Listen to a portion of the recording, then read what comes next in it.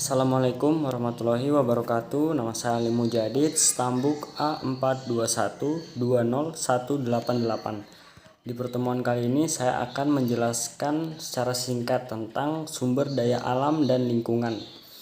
Jadi sumber daya alam adalah semua kekayaan berupa benda mati maupun benda hidup yang berada di bumi dan dapat dimanfaatkan untuk memenuhi kebutuhan hidup manusia. Sumber daya alam dapat dibedakan berdasarkan sumbernya, persebarannya, tujuannya, cara pengolahan dan pemanfaatan. Adapun sifat, potensi, jenis pembentukannya, nilai ekonomis atau nilai kegunaannya, bentuknya, Undang-Undang Republik Indonesia serta berdasarkan Barlow.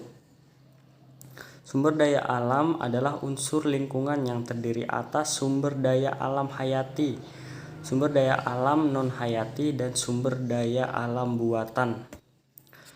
Merupakan salah satu aset yang dapat dimanfaatkan untuk memenuhi kebutuhan hidup manusia.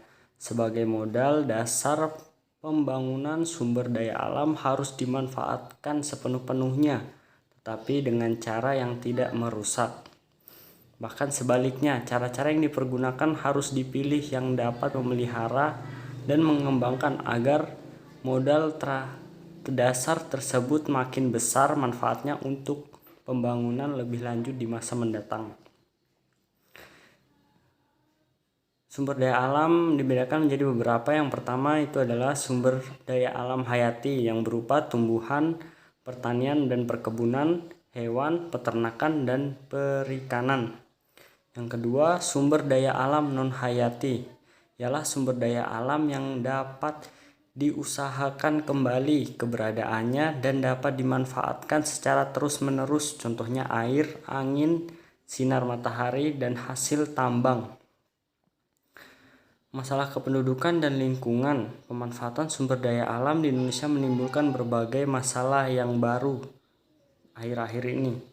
Yang pertama ialah masalah kesempatan kerja bagi penduduk yang terus bertambah setiap tahunnya. Yang kedua, masalah bertambahan angkatan kerja dan kesukaran atau hambatan dalam bidang pengembangan industri sehubung dengan pertambahan angkatan kerja tersebut. Usaha pelestarian lingkungan sebenarnya telah dimulai sejak zaman dulu. Misalnya bagaimana manusia untuk mendapatkan buruan dan tangkapan yang tak tentu hasilnya. Kadang satu hari dapat banyak, tetapi di saat lain dapat sedikit. Untuk itu kemudian manusia menjinakkan dan memelihara hewan dan tanaman, serta menjaga dan dari kerusakan dan serangan dari hewan liar dengan melakukan usaha peternakan dan pertanian itu. Manfaat lingkungan dapat diperbesar dan resiko lingkungan diperkecil, sehingga kemungkinan dipenuhinya kebutuhan dasar dapat lebih terjamin. Bentuk atau cara pelestarian lainnya dapat pula kita mengenalinya seperti cagar alam, cagar budaya, ataupun cagar biosfer, suaka alam, suaka marga satwa, taman nasional, dan taman hutan raya.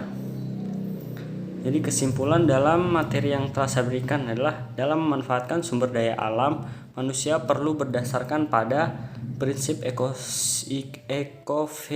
ekofisiensi, artinya tidak merusak ekosistem atau pengambilan secara efisien dalam memikirkan kelanjutan sumber daya alam. Pembangunan yang berkelanjutan bertujuan pada terwujudnya keberadaan sumber daya alam untuk mendukung kesejahteraan manusia. Maka prioritas utama pengelolaan adalah untuk melestarikan lingkungan manusia supaya dapat mendukung kehidupan makhluk hidup. Bila sumber daya alam rusak atau musnah, kehidupan bisa terganggu. Jadi upaya untuk menjaga dan melestarikan sumber daya alam dapat dilakukan dengan berbagai cara. Contohnya cara penghijauan dan reboisasi. Selain itu, kita dapat mengetahui bagaimana pengelolaan sumber daya alam agar menghasilkan manfaat yang sangat besar. Baiklah, sekian dari saya. Wassalamualaikum warahmatullahi wabarakatuh.